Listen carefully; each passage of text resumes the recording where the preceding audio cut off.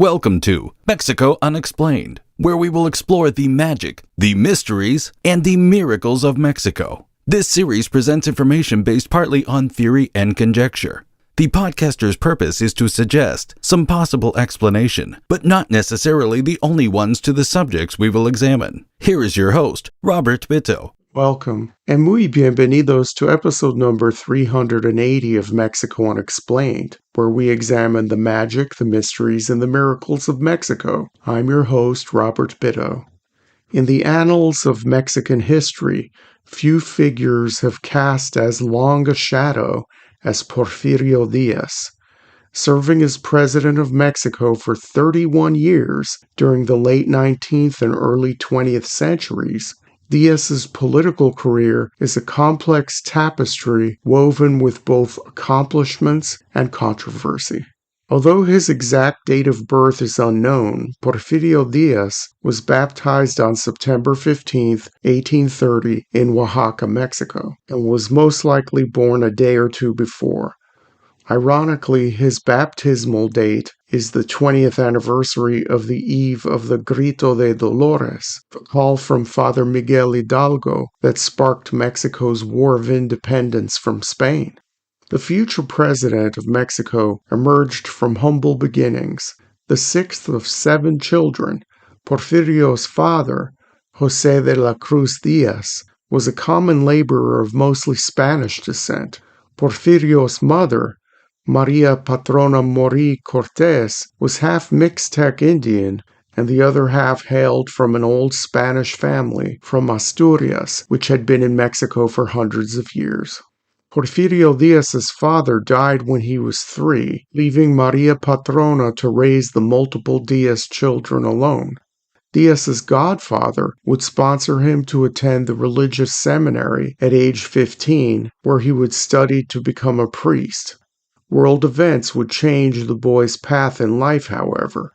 Soon after entering the seminary, war broke out with the United States, and Díaz was eager to participate.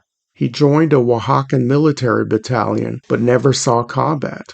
The war was over before Díaz turned 18, but by then he had gotten a taste for all things military. In 1849, Díaz decided to quit his clerical studies at the seminary and pursue the study of law.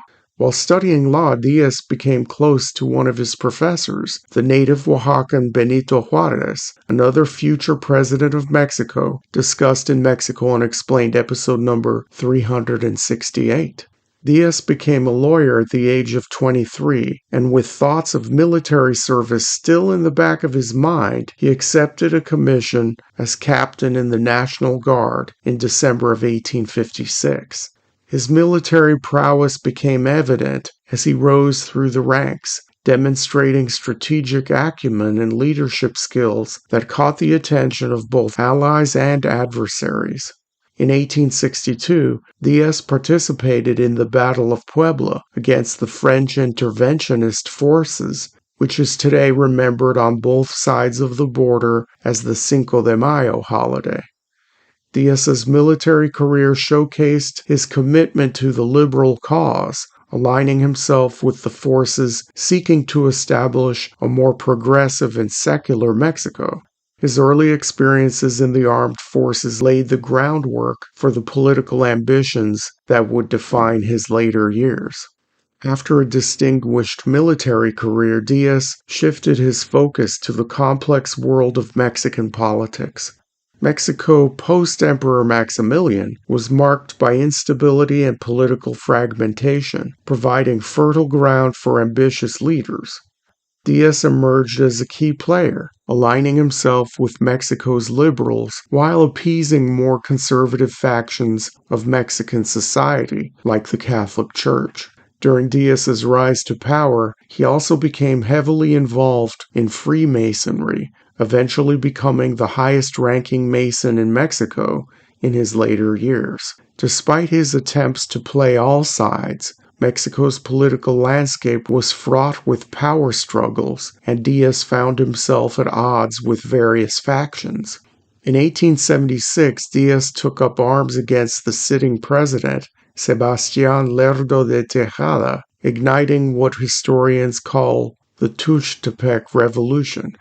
Emerging victorious, Díaz assumed the presidency in 1877, marking the beginning of an era that would come to be known as the Porfiriato, and sometimes also referred to as the Pax Porfiriana, or the Porfirian Peace. Little did Mexico anticipate the profound impact of this extended period of rule. Díaz's presidency, spanning over 3 decades with intermittent periods of hiatus, brought about relative stability and economic growth. Implementing policies that attracted foreign investment, modernized infrastructure, and fostered economic development, Díaz sought to position Mexico as a modern and prosperous nation. Railways extended, telegraph lines crisscrossed the country, haciendas grew and increased production. Factories were built and Mexican-made products were being exported throughout the world. Foreign capital flowed into Mexico, mostly coming from the U.S., Great Britain, France, and the newly consolidated German Empire. Unlike some of the previous Mexican presidents, Díaz enjoyed cordial and close relations with Mexico's neighbor to the north, although he is credited with uttering the phrase, "Poor Mexico, so far from God, so close to the United States."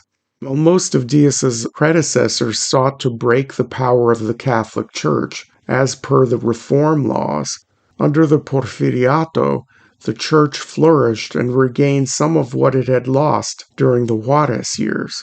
Sometimes the church filled the gaps of what the government could not provide or didn't want to provide, such as adequate public education. During the Díaz regime, even the Jesuits had been welcomed back into Mexico after having been expelled in the 1760s.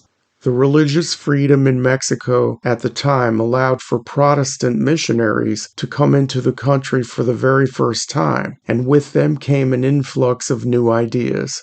The Mexican peso during most of the Porfiriato was worth well over $3 US. All these changes seemingly transformed the nation. Mexico was becoming the envy of the world and a respected member of the community of nations. However, this era of progress was not without its costs. Díaz's regime was characterized by an authoritarian rule marked by political repression and a blatant disregard for democratic principles. Elections were marred by fraud. Opposition figures faced persecution, and dissent was met with force. Beneath the facade of stability lay a deep-seated undercurrent of social inequality, sowing the seeds of discontent that would eventually erupt. While the Porfiriato ushered in economic growth and modernization, its benefits were unevenly distributed. The government's mandate of land surveys to free up so-called unused or unclaimed land for sale and development was often at the cost of communal grazing, farming, or hunting. Wealthy Mexicans and foreigners often bribed local officials to buy land that had been used by families and communities for hundreds of years. In fact, a friend of Porfirio Daz obtained 12 million acres of land in Baja California by paying off local judges. Anyone who stood in the way of these shady land transfers was killed, imprisoned, or if they were indigenous, they were sold into servitude. United States companies owned almost 90% of Mexico's mineral wealth, the National Railroad, and the entire Mexican oil industry. The concentration of wealth in the hands of a select few exacerbated social injustice, leaving most of the Mexican population, especially peasants and indigenous communities, marginalized and economically disenfranchised. Díaz was faced with recurring indigenous uprisings in the Yaqui and Maya homelands. Despite the outward appearance of prosperity, the disconnect among the disenfranchised laid the groundwork for the revolutionary upheaval that would follow. The working class, inspired by ideologies of social justice and equality, and fed up with decades of abuse and neglect, started to mobilize in the final years of the Porfiriato. Labor strikes, agrarian uprisings, and dissenting voices gained momentum, challenging the veneer of prosperity that the Porfirian regime presented to the world. As general dissatisfaction simmered beneath the surface, opposition to Díaz's rule gained traction. A diverse coalition of revolutionary forces, including figures like Francisco Madero, Emiliano Zapata, and Pancho Villa, emerged to challenge the entrenched power structure. The call for land reform, labor rights, and a more inclusive political system resonated with the ordinary citizens who felt excluded from the prosperity. In 1910, Mexico held its presidential elections, and the 80-year-old Porfirio Daz was declared the winner, almost unanimously. The opposition candidate, Francisco Madero, claimed massive voter fraud and called for a national revolt. Small rebellions then popped up throughout the country as an angry citizenry hoped to turn decades of frustration into political change. These multiple insurrections are seen by historians as being the initial phases of the Mexican Revolution, a protracted and bloody conflict aimed at dismantling existing power structures and ushering in a new era of social change. Facing mounting pressure, Díaz resigned in 1911 and went into exile in France. He died in Paris on July 2, 1915, at the age of 84. Porfirio Díaz's legacy includes many accomplishments and much controversy. He is credited with modernizing Mexico, fostering economic growth, and establishing a degree of stability that set the stage for subsequent administrations to build upon.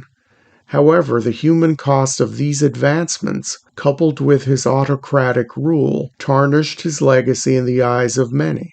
Díaz's contributions to Mexican infrastructure, industry, and economic development cannot be overlooked. His vision for a modernized Mexico played a pivotal role in shaping the nation. However, the authoritarianism, political repression, and exacerbation of social inequality during his regime left an indelible mark on the collective memory. The Porfiriato left an enduring impact on Mexican society, shaping its trajectory for decades to come. The scars of social injustice and political repression served as a stark reminder of the importance of inclusive governance and the need to address systemic inequalities. Díaz was also responsible for Mexico having term limits for its president. A president can only serve a 6-year term, with no exceptions. Many Mexicans today are unsure what to think of this man. Porfirio Díaz's influence on Mexico's history is undeniable, and his legacy remains a subject of historical debate and reflection. Thank you once again for listening to another episode of Mexico Unexplained. Remember to like and subscribe to us on YouTube and follow us on Twitter and TikTok. Tell your friends by sharing these shows with others. Please go to our website, MexicoUnexplained.com, for references, illustrations, and for free access to transcripts of past shows. Please visit Amazon.com to purchase the books Mexico Unexplained, Mexican Monsters, and Mexican Miracles to get hard copies of The Magic, the Mysteries, and the Miracles of Mexico. We appreciate your kind attention once again. Until next time, thank you and gracias. Thank you for listening to another episode of Mexico Unexplained with host Robert Bitto. For show summary, relevant links and commentary, please check out our website at mexicounexplained.com. Like us on Facebook and be a part of the conversation. Adios and hasta la vista.